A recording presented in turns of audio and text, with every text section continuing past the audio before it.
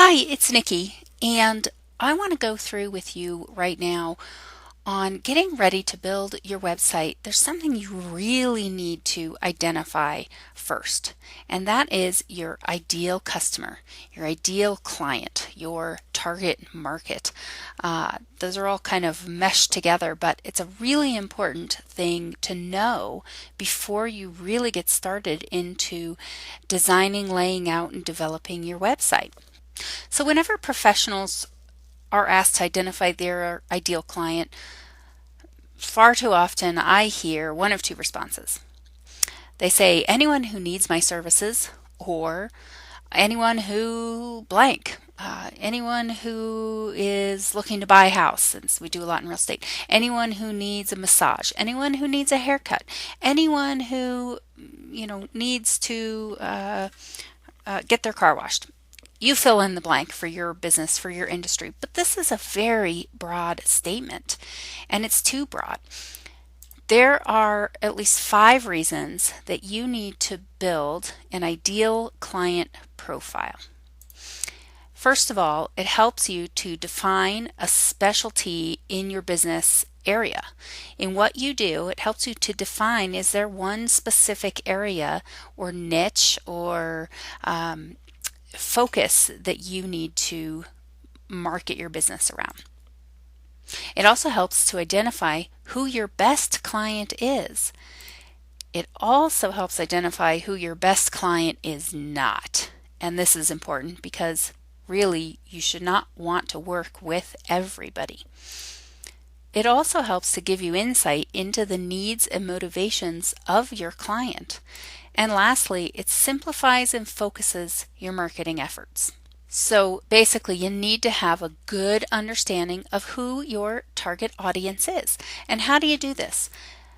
You need to create an avatar. And no, that's not the movie. When I first started hearing that, I thought an avatar. But the avatar is a creation of a character with real aspirations, fears, motivators, and needs. So basically ask yourself, if this person were real, how could we best market to them? What kind of content would they prefer? What kind of social media might reach them? And there's a number of ways that you can really create this person. The first step you should really do is to analyze in detail and discuss with your colleagues or staff members. Sit down and talk about who is your ideal client so you can better define this profile of who is that ideal client. Who is your online business really aimed at? Then make them a real person. And you really are going to have to sit down and think about this, but what you want to do is give them a name. Give them an age, give them a gender. And I know there may be some slight variations to, say, an age range, but really think about who is your most favorite client or customer you have right now, and build your avatar around them. So what's their marital status? How many children do they have? What is their job? What is their income level? Ask yourself, what are their interests and activities? What things do they like to do? What are their goals and values? That's an important thing to consider. And on the flip side of that, what are their problems, challenges, and pain points? And this will really help you get into how are you going to market your product to them. And then ask yourself, what do they read and where do they read it? Are they reading books, magazines? Are they online or offline? Are they reading blogs? This will help you to identify a number of things, but also where to find your ideal client. And these are some of the things we will get into later. But these are items you want to do and think about to make sure you get a clear picture of who your true ideal client is. And lastly, you think about what are some objections that they might have to your product or service. And you can take and write these all down, make a brainstorm list, and then really narrow it down to get a true picture of who that ideal client is. Who is that person? Now you might ask yourself, why should I only work with just ideal clients? And let me walk you through a simple theoretical example idea of why working with your ideal clients is really better for your business. First, I want you to try to estimate the percentage of your customers who meet the profile of your ideal client. Think about that. It might take a little bit of time, but think about all of your clients and give an estimate of that percentage. And now I want you to relate them to your total customers. And what I have found, that the standard answer to be that there's no more of all your total clients, that only 10% of them are your ideal client. Okay? Probably not much more, and hopefully not much less. But 10% is pretty standard. Now I want you to estimate how much profit you earn from those ideal clients compared with the rest of all of your other customers, all the other customers that are not ideal clients.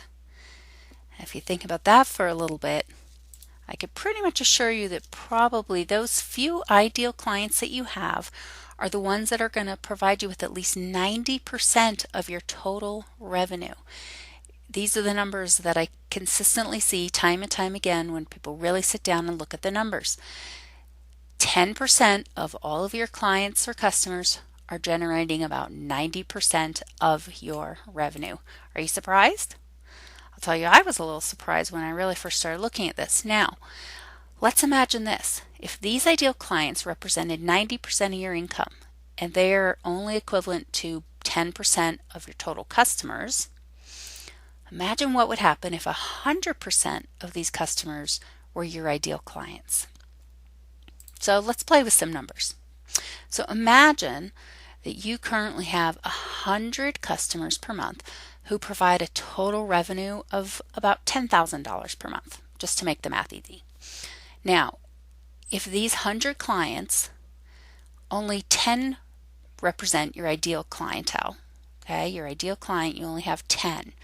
That's your 10%, and they provide 90% of your total revenue.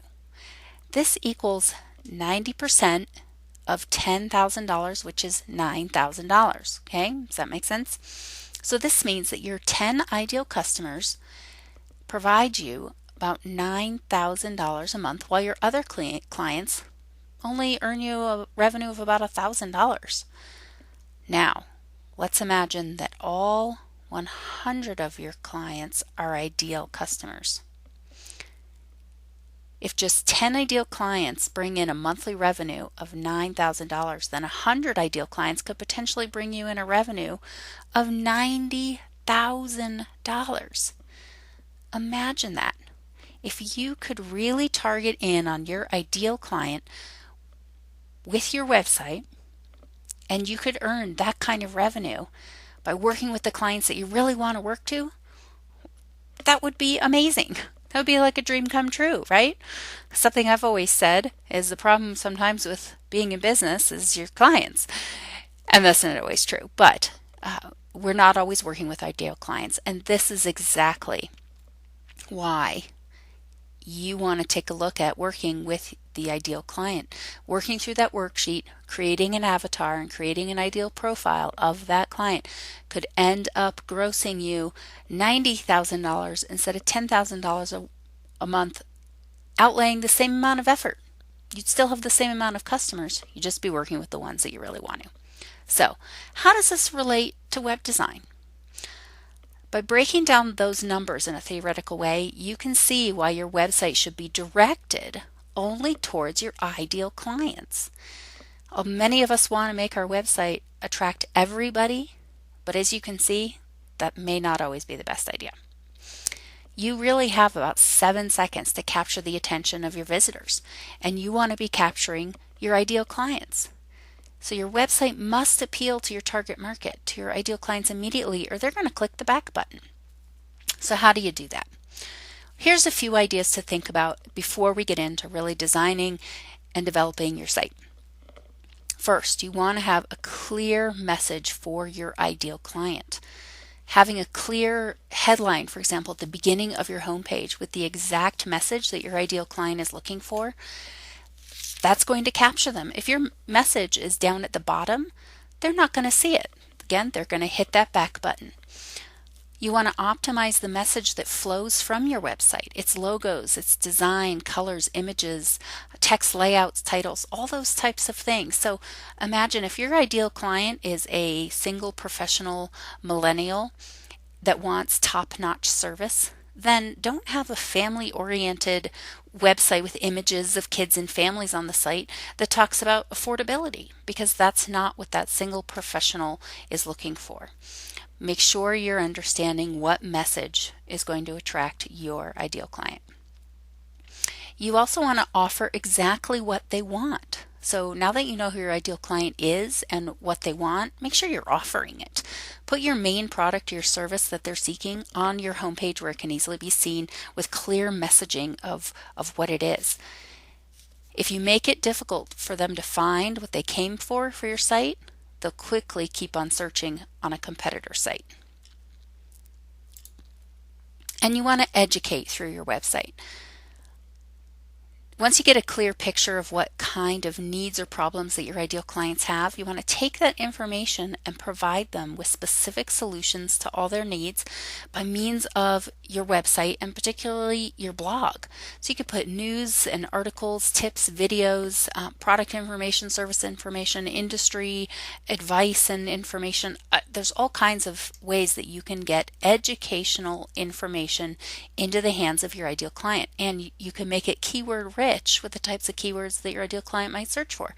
This might help to draw them into your website because you're giving them information they're looking for. And once on your website, you can then encourage them to contact you with call to action buttons that might say something like schedule an appointment, taking action. You've done a number of things here. You've been able to provide information that your ideal client is looking for that might solve their very specific problem. Your website is appealing to them, and you're creating a call to action to help them contact you and say, yes, I need your help. So in conclusion, by knowing your ideal client, you can optimize your site with pictures, headlines, your content, the whole message that your website needs to project to fit your ideal client profile. You want to offer your products just like your ideal clients requested. Simply listen to them and what they need and then give it to them. And you can create and optimize articles, news, and information on your blog, especially optimized for your ideal clients. So be sure that you download the Ideal Client Worksheet and work through that. Talk amongst your staff, really get that clear picture of your ideal client before you dive into the next videos, because our next videos are going to help you to lay out your website, plan it out so that when you get in there to actually start building it, you have a plan and a strategy. Thanks for joining me today.